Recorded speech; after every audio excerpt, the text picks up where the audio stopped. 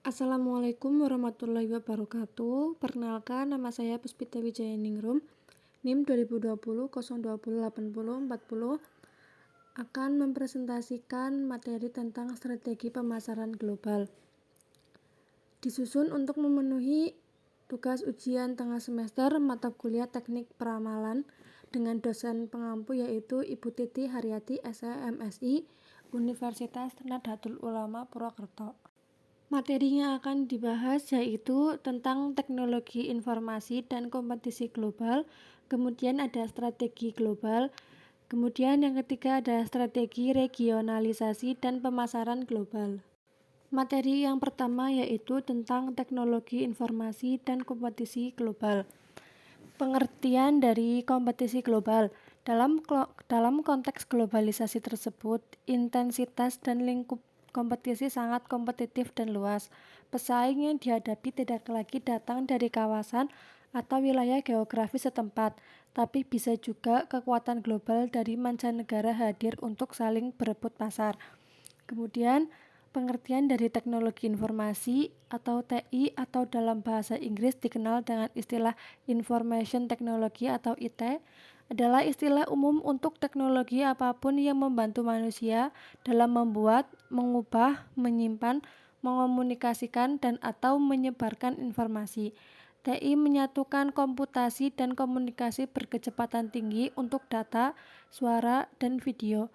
Contoh dari teknologi informasi bukan hanya berupa komputer pribadi, tetapi juga telepon, TV, peralatan rumah tangga elektronik, dan peranti genggam modern misalnya ponsel.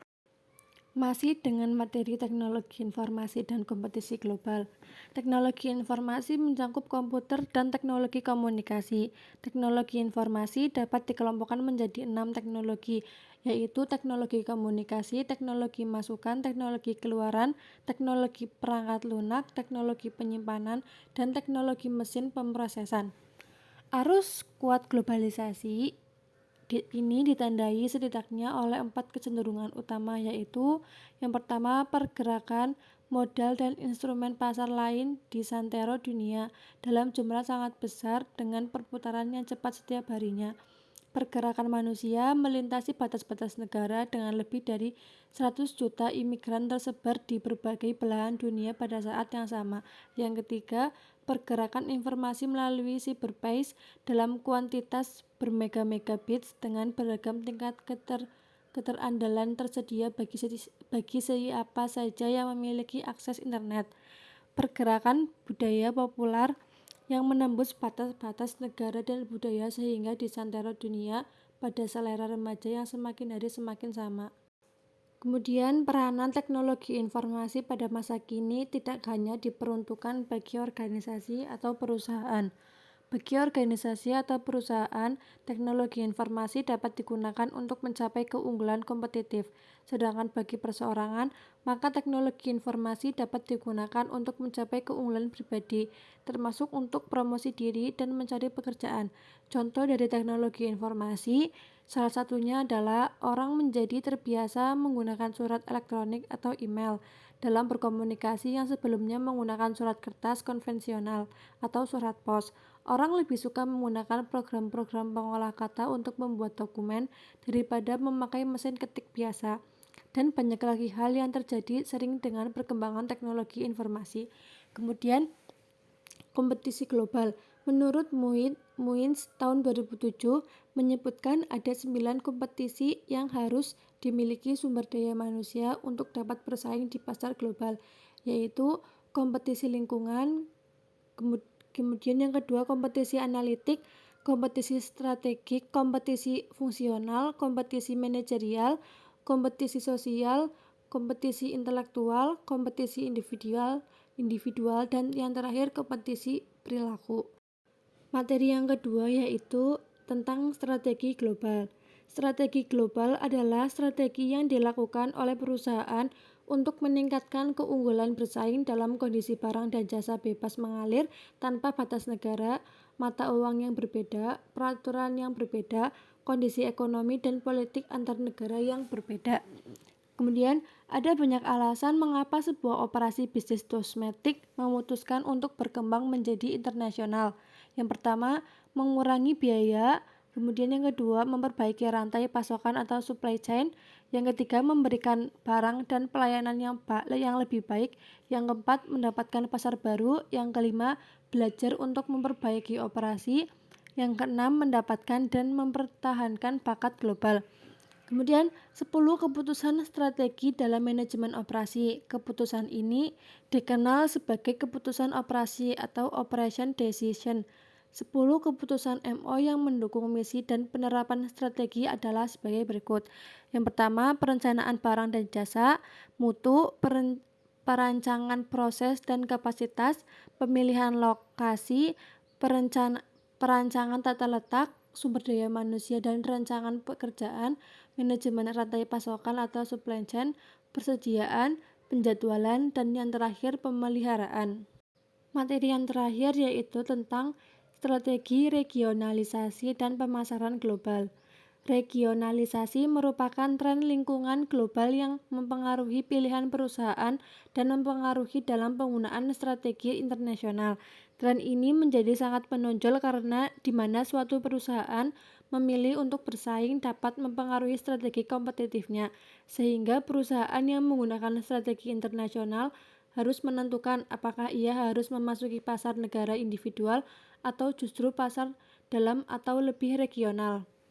Kemudian, bentuk-bentuk regionalisasi kawasan dunia berdasarkan pusat pertumbuhan ekonomi. Yang pertama ada Masyarakat Ekonomi Eropa atau MME atau Europe Economic Community atau EEC atau Uni Eropa atau Europe Union. MME adalah organisasi kawasan yang bertujuan menyatukan ekonomi negara-negara anggotanya yaitu negara Irlandia, Inggris, Prancis, Portugal, Spanyol, Italia, Yunani, Australia, Belgia, Luxembourg, Jerman, Belanda, Denmark, Swedia, Finlandia, Polandia, Ceko, Hongaria, Slovenia, Siprus, Malta, Slovakia, Latvia, Lituania, Estonia, Portugal. Kemudian yang kedua ada ASEAN Free Trade Area atau AFTA dan Masyarakat Ekonomi ASEAN atau MEA atau ASEAN Economic Community atau AEC. AFTA adalah kesepakatan perdagangan bebas antara negara-negara yang tergabung dalam ASEAN.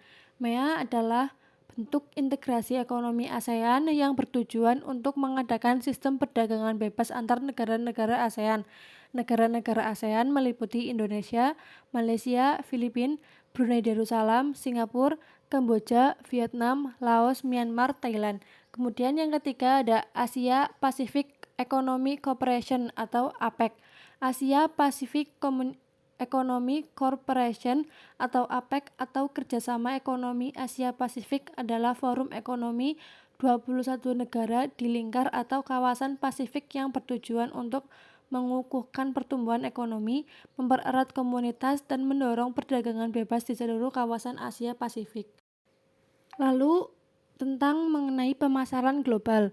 Pemasaran global adalah suatu upaya dalam mengutamakan seluruh sumber daya yaitu SDM, aset fisik atau modal dana, dan berbagai tujuan perusahaan lainnya demi menindaklanjuti ancaman pasar global dan untuk meraih potensi yang sama di pasar global.